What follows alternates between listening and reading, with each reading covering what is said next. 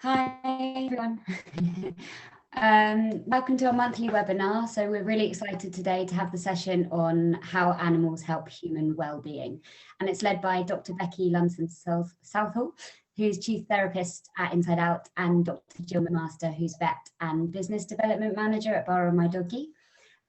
So just to give you a background on InsideOut, we're a mental health platform and we provide one-to-one coaching and therapy, as well as mental fitness program and journaling tools. So we partner with over 15 organizations currently, providing employees with mental health support, trainings, awareness sessions, etc.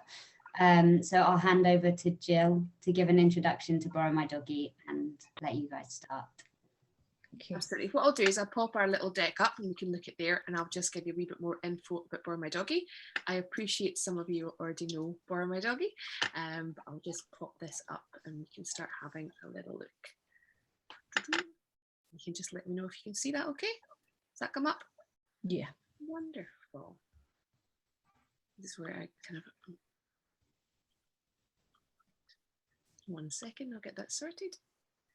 So with BorrowMyDoggy, we're an online platform that's bringing together dog owners and those without their own dogs. So what we're doing with our BorrowMyDoggy for work is we're supporting people through their journey in their office places. So we're actually finding that bringing together people and the opportunity to walk dogs within workplace time, after work, evenings, weekends, it's really supporting, you know, their physical and mental well-being. And we're also supporting those with dogs, and that's really helping, you know, their mental and financial well-being at getting that important time with their dogs, getting looked after. I'm just going to pop this into a little slideshow and see if that comes up. Does that come up for everybody there? Is that looking good? Still showing the Let's try slides at the minute. Yeah, looks like it's coming. That's better. Yeah, fantastic. That's fine, absolutely grand. Okay, so as we said, we've got Becky talking to us from InsideOut and myself, I'm Jill. So we're going to have a bit of a chat today about how animals help human well-being. So this is something that's quite a kind of hot topic. It's been talked about quite a lot, but we're hopefully going to give you a little bit more, you know, insight onto it and a little bit more information. So what we're going to talk about is, you know, the relationships that people have with animals, you know, why that's important. We're going to look into the benefits of dogs, and Becky's going to go into more detail on that from her point of view. And we're also going to look at some case studies, you know, where dogs have provided supportive roles, and then we'll have plenty of time at the end for a good Q&A. So we'll start off by looking at, you know, people and dogs and this relationship. So it's really, really important to understand the relationship people have with their dogs. So it's important to mention, obviously, there's a variety in relationships. So anywhere from, you know, the negative points of people that harm animals right up to people that see their pets as their babies. You know, there is a huge variance in the relationships people have.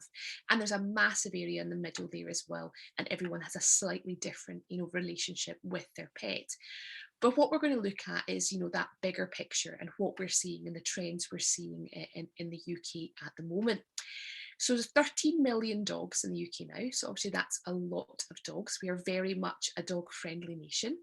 And what's really interesting about that figure is about 2010, 2011, there was an estimate about 7.6 million. There's been a really big increase in the last 10 years of the number of dogs we have in this country. So during the pandemic, there was actually 3.2 million new pet owners as well in the UK. So a fair amount of that increase, you know, is quite recent. So we're seeing that, you know, increase in pandemic pets and dogs. So dogs have been domesticated about 30,000 years. So it's not new to have dogs, but there is strong indication of that evolution of the relationship. So we're seeing Banfield, which is a huge veterinary corporation in America. They do lots and lots of studies to find more information on this. And we found that 80% in one of their studies said they were able to bond more with their pet during the pandemic. So let's have a look what's happening at the moment in regard to dogs and what changes, you know, we're seeing more recently. So one of the big ones is this increase in dog-friendly spaces. Everyone sees this, whether you have a dog or not, it really is something that's on the rise. So I have a dog that's coming up for 12 years old. And what we can see is that, between the time he was a puppy and now, it is a completely different landscape. So the only dog-friendly places when he was a puppy was a park and maybe, a beach at certain times of the year. There was the odd places that allowed dogs in, absolutely, but it's just so much more now than we ever saw before. So there's more dog-friendly spaces, but even with people I've been speaking to in the hospitality industry, people are actually assuming places are dog friendly as well now. It's actually becoming quite interesting that people are just assuming their pet can come in. So that's changed so much from what it used to be. There's even a change in what it's like to have a dog in a pub. So it used to be this idea of this kind of, big sprawling golden retriever lying behind a fire, relaxing, maybe getting a little bowl of water. But now these dogs are sitting on the seats, they're offered dog menus, places are actually creating that as well. And they've become part of these like active social situations, as opposed to being an extra, they've got a seat at the table. So what we're seeing as well is this, change in language as well. So as we see, dogs are being described, dogs are being described more as family members. So in one recent study from more than 78% people did exactly that, and they actually described their dogs as a family member. There's loads of studies in this, but another one that's quite interesting to see, it was one that was performed in South Wales. They were asking people to talk about, who are your family? What do you consider as part of your kinship network? And 24% of people with no cues spontaneously included their pets as part of their family. So they just said, yep, if I'm talking about my family, I'm obviously going to mention the dog. And that's becoming more and more, popular. There's also been wording changes. I'm sure people have seen plenty of it on social media as well. Dog mum, fur baby. A lot of this is social media driven, but it is something we're really seeing. We're also seeing, from my point of view, from veterinary, you don't really misgender a dog or use the wrong terminology now. I've always been careful with it myself. I'm very kind of watchful of language, but I've got some colleagues that have had a bit of a dressing down by people if they've used the term it or owner as opposed to mum, and things like that. And a lot of older colleagues have said that's changed a lot, from when they first qualified. Granted, it's too simplified to say, language equals relationship, but it's one of these tools, we use to develop a deeper understanding of these relationships. So another thing we've seen is, products available for dogs in the media. That has come up massively. And it's quite interesting. It's actually one of the few recession-proof industries is the pet food industry. So in the 2007 recession, loads of industries really, really struggled. But the pet food industry was still profitable, and we actually saw a growth in premium pet food sales. So you'll see these brands everywhere. It's natural, it's organic, it's premium. And there was a study in 2019 that showed that 76% of dog owners stated they would spend any amount, on their pet's health. And people just really are, willing to spend whatever it takes for their pet. So why does this, matter for you? And why are we talking about this today? So obviously the big one is there's more people with dogs, which means, we've got more people to manage in these kind of situations. So there really is this group that never had a dog before. A large amount got one during the pandemic, and 1 in 3 of those new pandemic pets, were millennials. So we can see that a lot of priorities have changed for a large number of people. I'm sure everyone on this call knows someone that got a pandemic puppy, and it has just really been a massive thing that's occurred in this country. Even with that, though, we're looking about 1 in 5 new owners, admitted they hadn't fully considered the long-term commitment or responsibility of having a dog. 15% agreed that in hindsight, they weren't actually ready. And some of the fantastic work done by the PDSA found that 98% of owners, underestimate the lifetime cost of owning a pet. So we've got a lot of dogs with a lot of owners, not necessarily prepared for the long-term management, of having a pet, and that's something that's going to concern them. There's also been this relationship development, as we discussed on the previous slide, with 75% of pet owners in a Battersea Dogs Home study, said that their pet had rescued them during the pandemic. It's lovely terminology, but it does show you that, people really find their pets are very, very important to them. So this can be new owners, all those new owners we've talked about, but also people had dogs for years. You're spending a lot more time with them, and that can change that relationship and develop it. But dogs' behaviour, can change as a result of that too. People are very attached to their dogs are very attached to them. And it can result in a thing called separation anxiety, which we see a lot in the veterinary sector, and it's harder to leave dogs for a longer period of time. There's stress on the owner and obviously stress on the dog as well. So we're looking at lots of studies on, going to dogs and work and everything like that. It's such a hot topic at the moment. It really is everywhere, but I'll try and focus on a few bits of information that are hopefully, quite useful. So we're finding that, again, Banfield, this American organisation that runs veterinary practices, found that nearly 1 in 2 Gen Zs and 1 in 3 millennials said they would consider looking for another job if their workplace did not have pet-friendly provisions. So at BorrowMyDoggy, we think it's really important to know what's happening with our community. So we do quite a lot of in-house studies as well. So we asked a similar question because we couldn't find the stat in the UK. So we wanted to sort of find it out. And we found that 60% of all age groups were considering changing jobs if it didn't support their pet owning needs. So that's quite a big group of people that really have quite concerns about that. And even in these people going back into the office, we found 4 out of 5 were concerned about how their dog would react, with their biggest concerns being, their dog's anxiety and the financial cost of dog care as they're going back into the office. But it's important to say as well, it's not just existing staff. This same survey we did, 94% of people said they would choose a role from a pet-friendly employer over a non-pet-friendly employer if all other aspects of the job were the same. So when you're recruiting people, if someone's got a dog, it's something they're going to think about now, whereas previously it might not have been an issue. So hopefully with this, it's important to understand people and their pets. It can affect anything from recruitment to retention, but also trying to create that company culture that supports what matters to dog owners. So we shouldn't be looking at dogs just as a challenge. We're talking about, the relationship and the changes of it and, how it affects people in your workplace. But we should actually look at pets as a really positive tool we have. And if we can understand what people feel when they're with their pets, how they experience it, and what they get by spending time with dogs, organisations can actually utilise this to their advantage, and people can actually get benefits from the dogs, which can then benefit staff members and organisations as a whole. So there's so many benefits of dogs and pets in general. So we'll focus on some of them here today and have a little bit more of a deep dive into them. So the first thing is, increasing activity levels. Anyone here that's got a dog, no matter rain or shine, you're going out, you're going for a walk. That's what kind of happens. It really encourages you to move when you might not necessarily want to. But that's going to benefit, your physical as well as your mental fitness. You're taking that break. You're also going to improve cardiovascular health because you're going out, for a walk and getting exercise. And we've even seen in some studies that low-level activity like dog walking actually increases workplace productivity in staff more than like a heavy workout in the gym. Pets can also reduce our stress levels. So again, as I say, we do quite a lot of studies at BorrowMyDoggy. We really just want to know what makes people tick and see if we can make things better for them.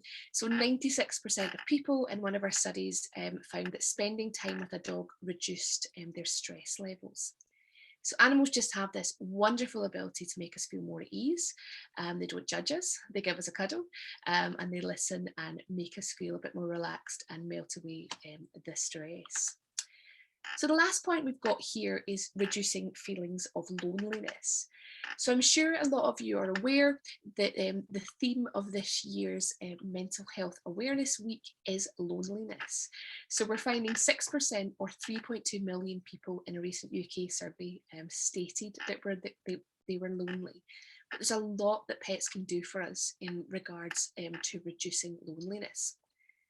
So first of all, they obviously provide companionship in themselves. You know, spending time with a pet and chatting with them, you know, it gives us that support, gives us that company. There's a lot of studies in the pandemic that showed the benefits, you know, of pets in reducing feelings of loneliness. But I just thought it'd be better, just because I've gone through a lot of stats, just giving a kind of personal example. So during the pandemic, I was working from home, you know, on my own. And it is a kind of lonely place. You know, I'm usually quite social, but you're in a situation where you can't be like that.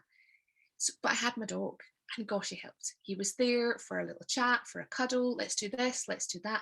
It was interaction, it was face to face, it was real life, it was a touch, it was a cuddle, and it just made such a huge difference. I even found myself as well, my older mother was on her own. I would, middle of COVID, kind of wipe down the dog to make sure there was no COVID risk, and, you know, send him around to my mum's for a few hours. He'd run around, and she just couldn't believe just having that contact and talking to him and him barking back. It was great. So just having that interaction that we really, really missed, and really, really helped those feelings of loneliness. So pets also encourage this human social interaction. So 90% of BorrowMyDoggy members had increased human social interaction when borrowing a dog. So we've had a lot of feedback from our members on this creation of adult friendships.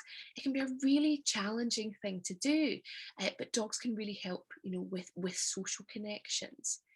So there's loads of ways of that. So whether it's walking your dog in the park, you just talk to other people. It's what you do. Whether you're talking to your dog or the weather or anything, for some reason, when you've got a dog with you, it's a kind of really relaxing thing for people, and they just want to sort of interact. Also, people will come up to you just to talk to your dog. You know, that's quite a common one. They'll go, oh, your dog's lovely, tell me more about him. And even just that short conversation, it really can kind of pick up your day if you've not had a lot of interaction for that period of time. From my background as well, in a vet's practice waiting room, you know, I've seen some very different people from very different walks of life, and they sit beside each other in a waiting room. You put an animal in the middle and it's a conversation. They're talking about things, they're getting to know each other, and it's just so wonderful to see people just having a chat and just really improving, you know, that engagement that we all need, because we are social creatures. It's such an easy subject matter just generally to talk about. With our BorrowMyDoggy for work, we've had a lot of feedback on internal communities. So companies that are working with us, staff members are using borrowing dogs and sharing imagery. They're chatting about the dogs they're borrowing, and they're getting to know colleagues they don't know. They're making better connections just because they're having that period of time to talk about something that is kind of the same to everyone. You know, dogs are just this great social leveler. It doesn't matter your background or what you do for a living. You know, if you're walking in the park and you see a 12-week-old Labrador puppy, we're all reacting in the same way. We're all going to say hello. We're all going to ask if we can have a wee cuddle. You know, we're all the same. We just see these dogs and just go, oh, aren't they great? And it just makes us all feel just positive inside and much less lonely because we're having a chat to their owner. So I'm just going to pass over to Becky now, who's just going to go in a wee bit more detail for this for us. Sure. Hi. So yeah, thanks for the introduction. As Holly said earlier, I'm the chief therapist at InsideOut. So it's quite a broad role in terms of looking after our team of mental wellbeing experts. So they're psychologists, psychotherapists, counsellors and coaches.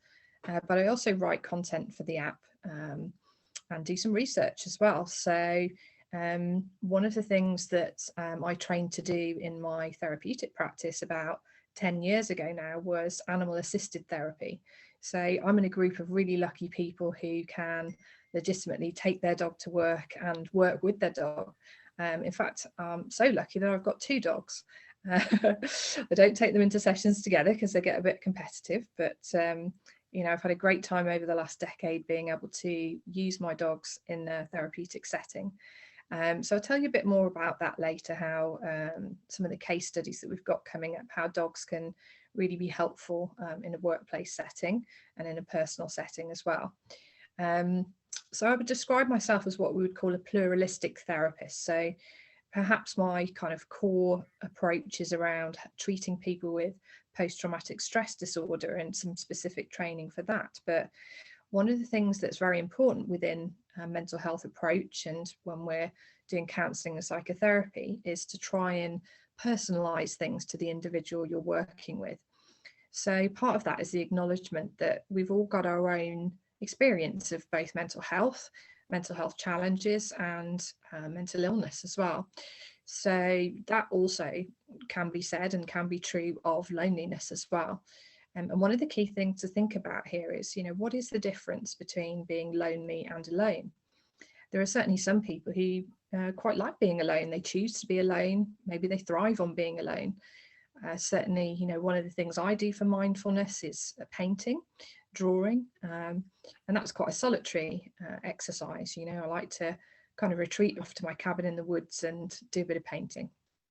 So, but of course, that's not the case for everybody. Sometimes people don't choose to be alone, and loneliness then is created within this gap of relationships not meeting that person's kind of social needs, really, and they're not feeling very connected within their community, or even within their home. It's true to say, isn't it, that people can be in a house full of people but still feel lonely.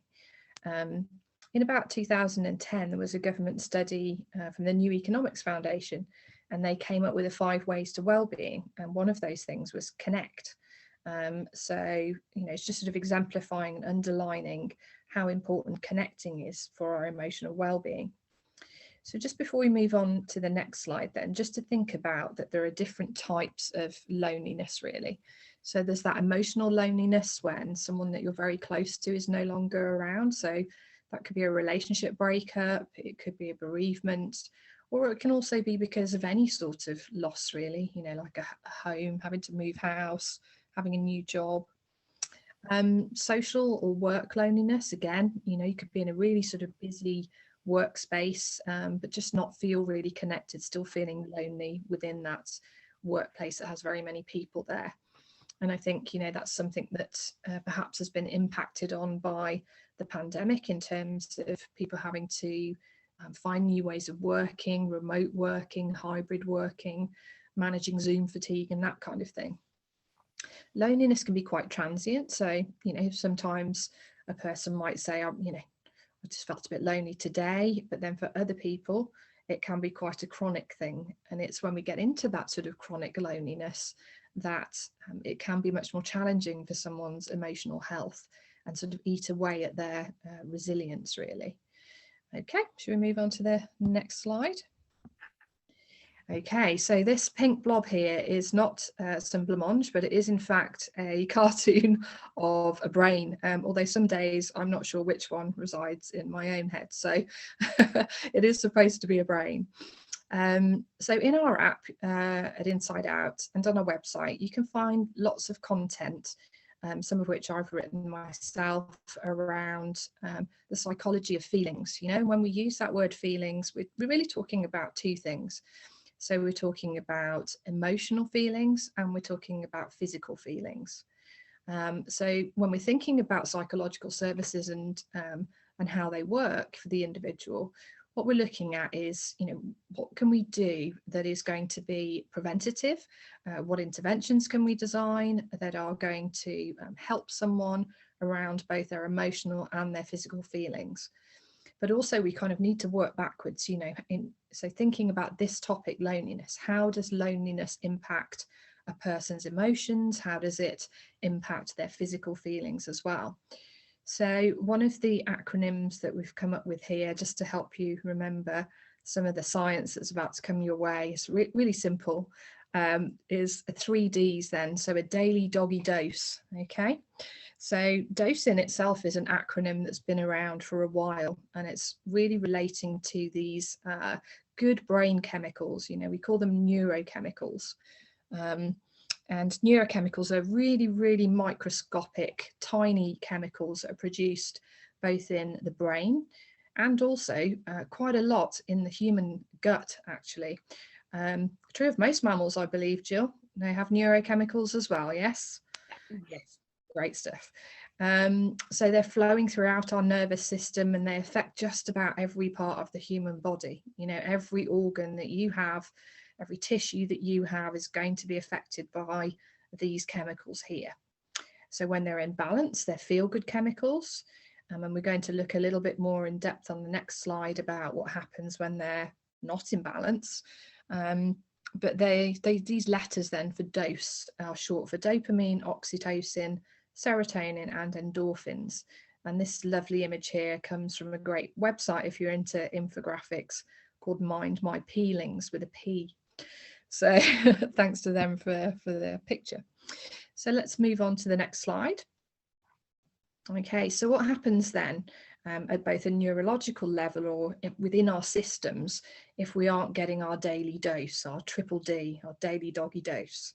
I suppose it's like any other deficiency. We could think about what happens if we don't get enough sunshine, what happens if we don't eat enough vitamins, what happens to a diabetic who hasn't got enough insulin. So the same is true of all of these chemicals, not just for humans, but for animals as well. If there are deficiencies within these chemicals, we're going to start to get into trouble with our feelings, but also lots of physical effects as well. So here you can see some examples just of the sorts of things that would happen if you had low levels of dopamine, for example. So in humans, the sorts of trouble that can get you into is exacerbating if you're feeling a bit reluctant, low in motivation, not wanting to do things, procrastinating a bit more, and just feeling sluggish and not really having a great deal of energy and being unable to focus on things really. And at a higher level of that, we're starting to feel anxious, starting to feel a bit down, or kind of flip-flopping between those things, feeling down and feeling hyper alert and hyper anxious. With the oxytocin then, if that level is really low, as it says there, we might feel lonely, we might feel stressed, again, not being very motivated to do things. So quite similar in some ways to how dopamine affects you, but also that disconnection within relationships and not being able to sleep as well, interestingly. With the serotonin then, what we're talking about is maybe feeling like we're not particularly effective person, or we're not really worthy of the relationships that we're craving for. So there's lots of different effects here, as you can see, which relate back towards loneliness. So social phobia at its worst, just not wanting to go out, and that can be agoraphobia at its worst as well. So social phobia is not wanting to put yourself in a social situation, but agoraphobia is, I'm staying at home, I just can't get out of the house at all. Low serotonin can also be really significant in people who have obsessive compulsive disorder, and again, not being able to sleep. And then finally, the endorphins, sleep's on that one as well, trouble with sleep or insomnia. And also the physical things, aches and pains that we might associate with feeling low as well, depression, and also being prone to more impulsive behaviours. So let's have a look at the next slide. Great. Okay, so what happens if you get your daily doggy dose then? So when we increase our levels of dopamine, what we're doing there is we are increasing our pleasure, and we are waking up a part of the brain called the reward center. Dogs have this too, by the way, of course, they like to please, right? So with a lot of these things, there's what we call a sort of symbiotic relationship, so we get something good out of it and the dog gets something good out of it as well. There's a reciprocity there. So within dopamine, what we're thinking about is achievements. So how does that relate to a dog? If you're training your dog, for example, if you're entering your dog into a competition, something like that, and you're progressing with those tasks that you set yourself, you might feel a really strong sense of achievement. So that's something that you guys can kind of share together. Oxytocin then, this is probably the easiest one to understand. So when you're having a cuddle with the dog, when you're stroking your dog, it's win-win really, because both of you are going to get a really big hit of oxytocin.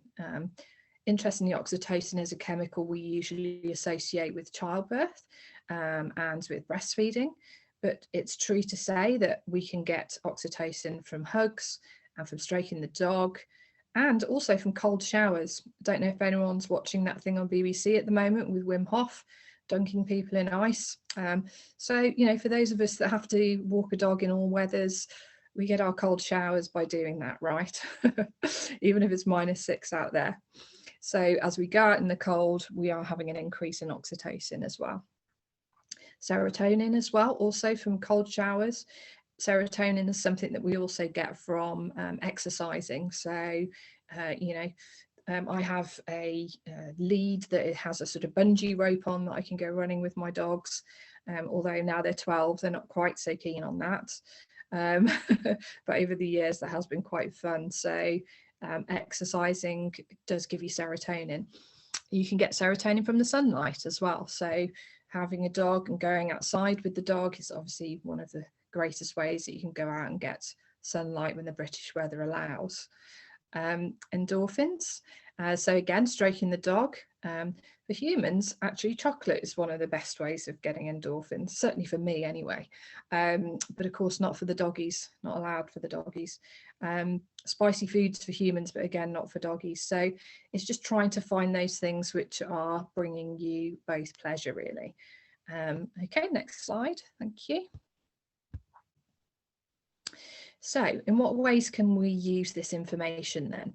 So one of the things we know, and this is an image taken from our app, which replicated in our app, is that loneliness can both exacerbate or make worse current mental illnesses, or loneliness can actually be a symptom of a particular mental illness.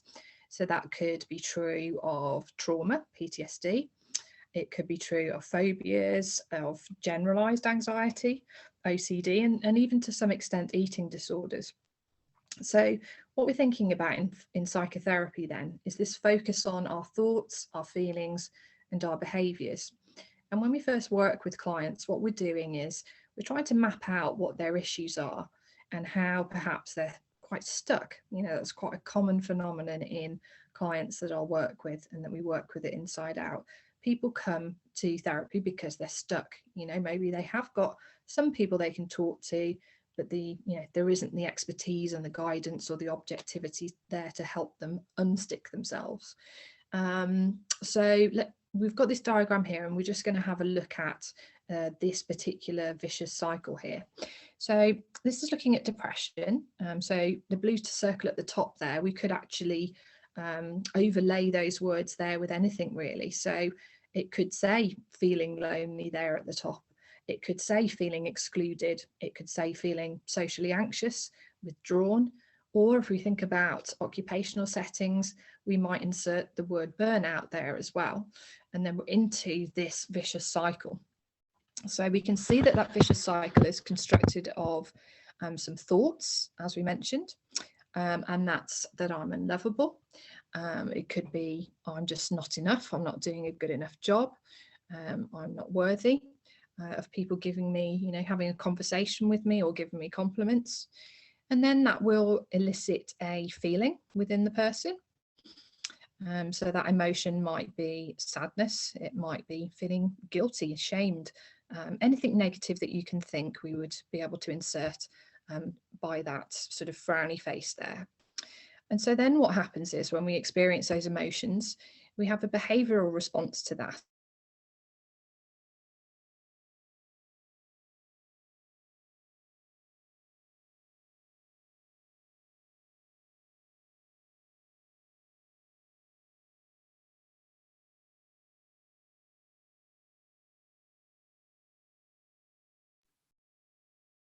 It's feel terrible, and what do? We withdraw. Yeah. Just cut out for a wee second there if you've got anything to add, Becky, from about 30 seconds before.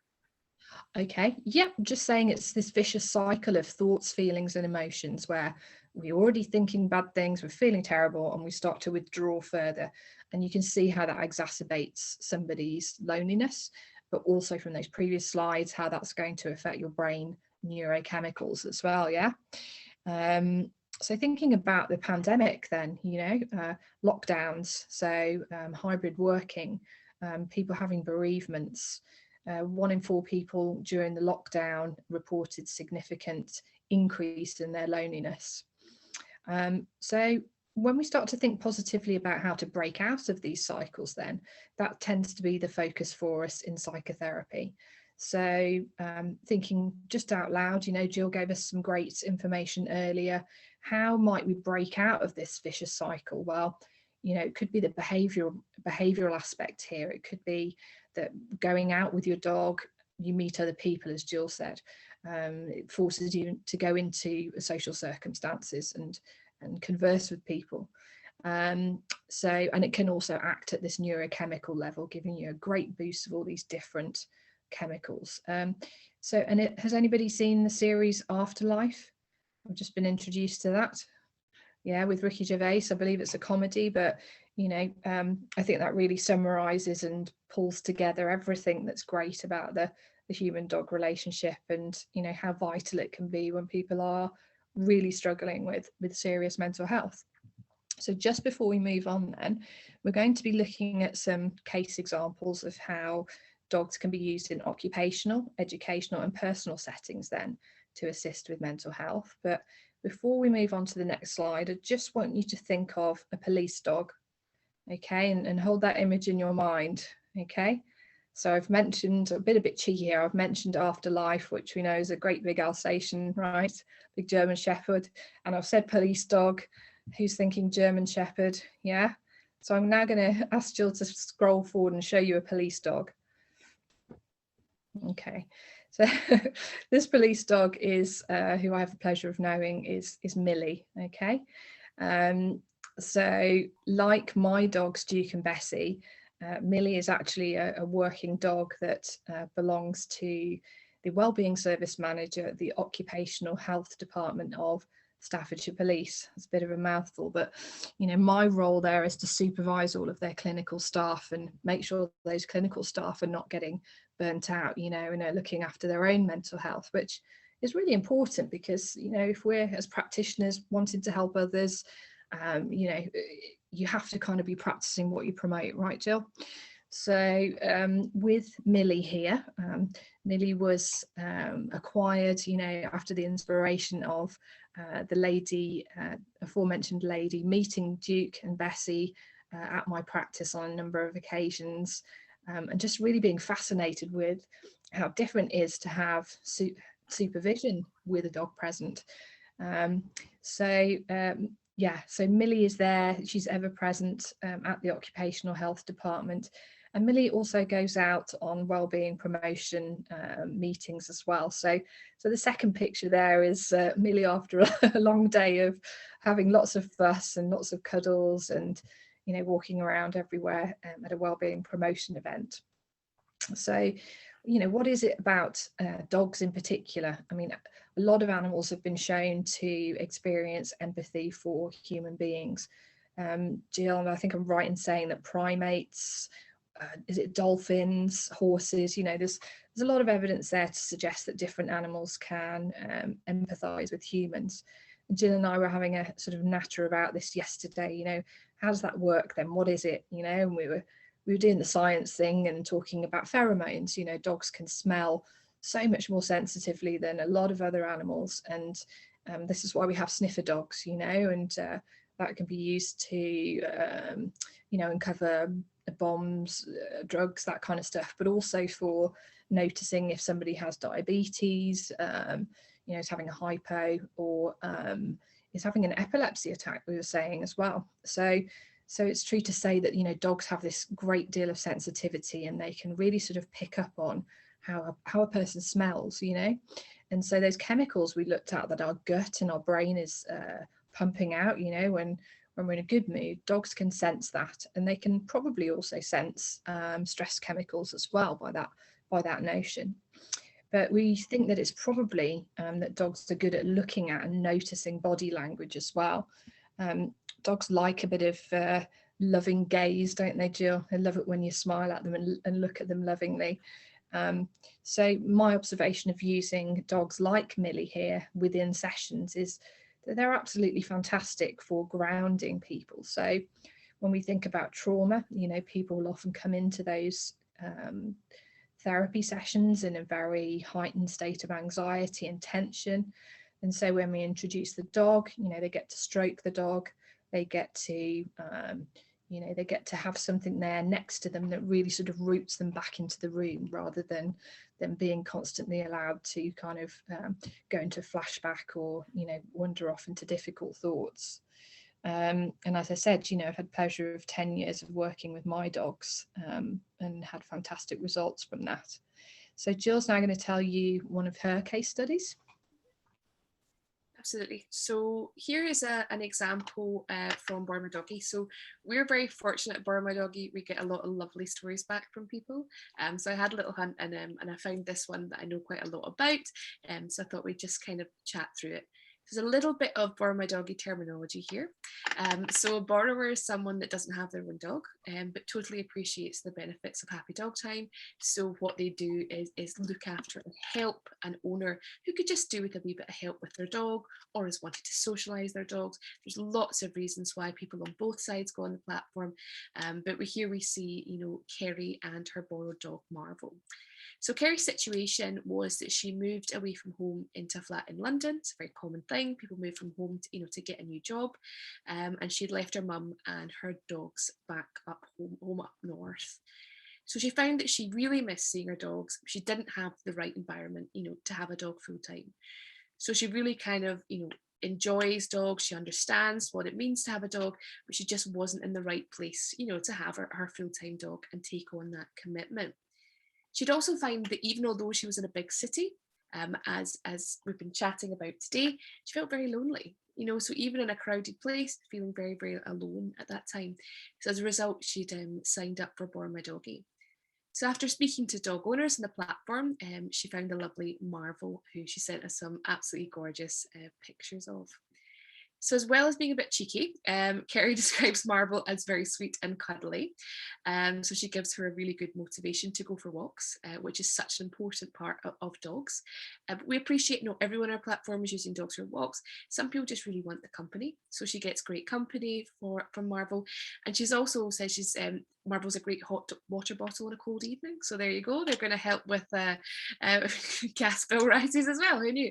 But beyond this, you know, she's just finding that Kerry's finding she's interacting more with people around her. So I think she's been surprised at, you know, how a lot of people, she'd walk down the street and wouldn't kind of talk to you, and she's with Marvel and it's a very different situation. She's walking this little dog and other dog owners are going to chat to her. Oh, who's this dog? Who's this? What's the situation? And she says because Marvel's particularly cute as well, you know, people are coming over to say hello to Marvel, and then they're having that conversation with Kerry. And even if it's just for, you know, 30 seconds, a minute, you're still getting that joy of a bit of human social interaction. And she's also made a really nice connection with Marvel's owners as well, which is really nice. And just getting to know with people in her local community that she might not normally, you know, have befriended or got to know. And you're really kind of getting to know your neighbours and getting to know people. So overall, you know, Kerry gave us this lovely feedback, and she was explaining that, you know, through borrowing Marvel, she had met lots of new people and found she'd really improved her mental well-being, which is lovely feedback to get, and something that we're seeing more and more people are really seeing, you know, that well-being benefit of dogs, as we've been having a chat about today. So I know we've got another lovely case study here, so I'll just pass back over. Sure thing. Okay, so this is Babs. Babs is an emotional support dog. So Babs is owned by one of my former clients who came to me with something called complex PTSD. So that's trauma again, a very serious case of trauma after she was the victim of a very serious crime. She was assaulted, you know, and it was a very difficult time for her. We started therapy, and not very long into that therapeutic work, sadly her previous dog passed away, and so it was a really tough time, you know, both trying to process that trauma and deal with the aftermath of that alongside, you know, the grief of losing her dog. So she had to move house as well. During this time, moved into a flat where there was a no pet policy. You know, and there was this real sense of loneliness, as we've been talking about earlier, you know, in the space that her previous dog had occupied. So what we did was, you know, we put a case forward for her to be allowed to have another dog. Babs is a rescue dog, and she was able to be designated as an emotional support dog. So the landlord gave permission, special permission for this person to have the dog live with them. And interestingly, you know, perhaps a slightly different example to what we were talking about previously, but Babs is a kind of talking point where this person has quite extreme social phobia, or did have an agoraphobia at one point, but again, sort of drawing them out into that social space, but also acting as a kind of like a talking point, a starting point for this person to be able to acknowledge their difficulties, because as you can see there on her coat, it does say emotional support dog. So I think, you know, if you were to see that and you were to notice that, you would maybe make some inferences that that dog owner, you know, is a person who is having some emotional health challenges at the time. You know, and we also made an agreement that Babs could come with this person to their EMDR sessions. So that's a type of trauma therapy. And again, you know, it just made such a radical difference to that person's ability to process their trauma, because there was an element of safety, you know, and containment and all those neurochemicals that we spoke about earlier, really helping us to get through those tough times. And so, yeah, so finally then, on the next slide, just a sort of collage really of all the other animals that we use at our centre. So here we have Cleo, who's been very quiet in the corner here. Jill and I had odds on whether she was going to come and switch the presentation off, because there's a lot of talk about dogs. Then we have Shelby. Shelby's one of 3 rescue tortoises, Bowser and Cooper being the other 2, named after Mario Karts. Then we have Cornflake, who is an amber-lobie panther chameleon, very sloth-like without the hair. One of 2 dwarf bunnies.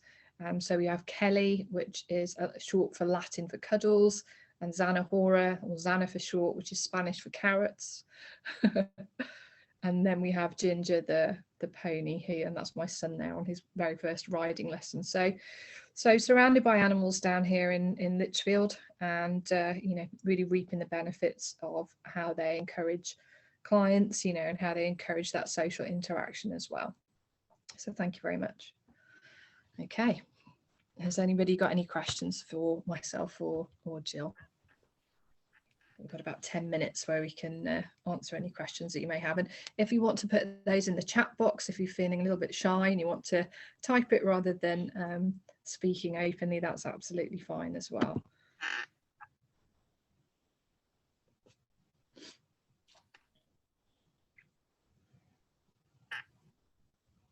Anyone got any stories they want to share about their experience with dogs?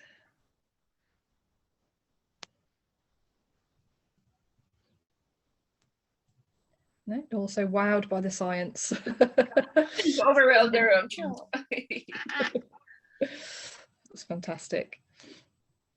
Great. Well, you can get in touch with Jill or myself if you have any questions after today's presentation.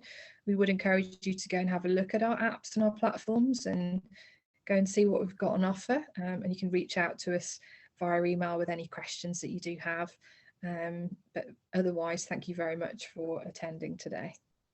Just to echo Becky's point, thank you very much everyone for coming. I know it's a subject matter myself and Becky are very interested in, so we do like to share about it. But any questions at all, we're always here to chat about it. We're more than happy to talk about these sort of things, or as I say, chat about the platforms and how they can, you know, support your organisations. And if there's anything else, always, especially about dogs, I'm always happy to chat about dogs. Great stuff.